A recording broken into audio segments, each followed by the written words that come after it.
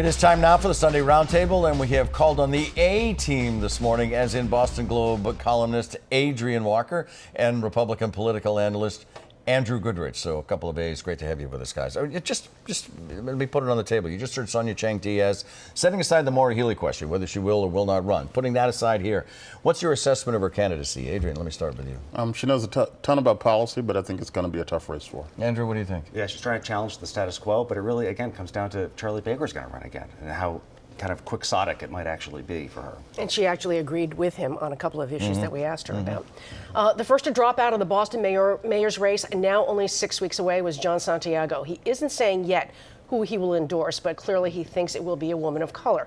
Who most likely gets the bulk of his supporters, Andrew? He really misses opportunity to, I think, come right out of the bat and endorse someone. But I think psychologically, once your preferred candidate drops out, you're going to go to someone kind of a known quantity, someone safe. So I think Mayor Jading, I think, is going to actually get most of the support. Adrian? Actually, I think philosophically the candidate he's closest to is Michelle Wu, and I would expect her to get a lot of his support. Next issue is a Baker Commission report, which shows major post-pandemic declines in Boston and Cambridge office space, jobs, commuters, business, visitors, all of that.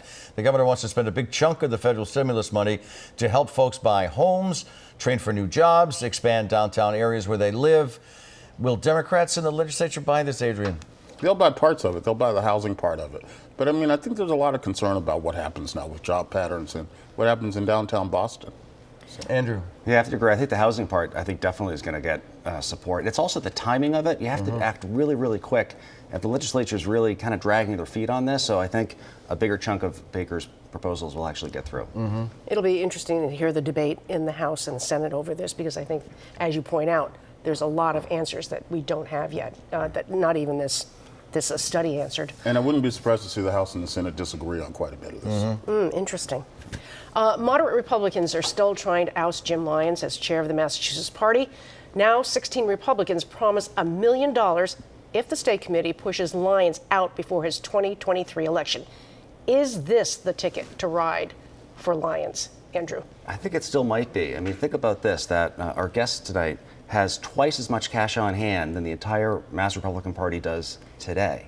That's a problem when, as a state party, again, the lights are going to be going out. So I think this boycott could really cause a major issue. And that's a great comparison. Adrian? Yeah, I think the state Republican Party has big problems, and Jim Lyons may not survive this. But it's interesting how long this has been going on and nothing's been done so far. Is it because it's the summertime, do you think? Or I think he has a real, almost a cabal of people around him that he's able to kind of really understand what he's trying to do. And for some reason, they keep going along with this, and he sees that as a fight against Republicans and not against Democrats. Let's talk about the future of Katherine Clark. Axios this weekend talked about the Congresswoman as the next Speaker of the House. Nancy Pelosi has suggested that this may be her last term, suggested, I'll put in air quotes. Clark, who is now the Assistant Speaker, will likely face, among others, New York's Hakeem Jeffries. So, Adrian, how strong does her candidacy as the Speaker of the House, how strong does it look? Well, first of all, I think Nancy Pelosi is going to be Speaker forever. But aside from that, I don't think it's that strong. I think Katherine Clark is obviously going to be in senior leadership, but I don't know about the next Speaker. Andrew, what do you think? Yeah, I don't see her as the next Speaker simply because I think the Republicans are going to be taking over the House. So, oh, okay, there you go. But possibly, no, her understanding of consensus and helping other people within her party rise, I think, is a real asset. And so I definitely agree that she'll be part of. Well, she has clearly worked at building toward where we are right now. I mean, she has a profile in the chamber.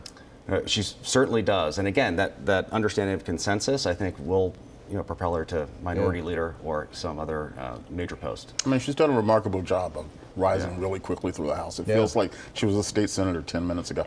Exactly.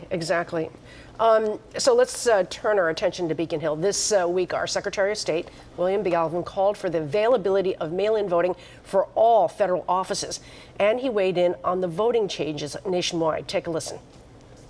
No legislature, Democrat or Republican, should be able to tamper with the rights of federal citizens to vote in federal elections. And the Congress must step up and act, and they must act now.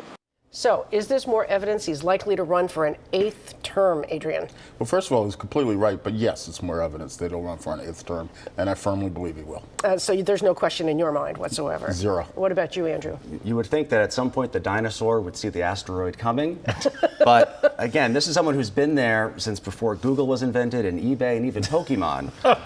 And it's unbelievable that, and what's next? A fax machine, registration? At some point, I do think he's going to run, but because someone's going to have to drag him out So just of to be there. clear, who's the dinosaur and who's the asteroid? Not going there. But let's not forget that in the last election, he was supposedly facing this big challenge. He lost the convention, and then he wiped Josh Zakem out. He came in with more votes than anybody else. He got more on the statewide ballot. votes than Baker got, than Elizabeth Warren got, than Maura Healey got. Why leave?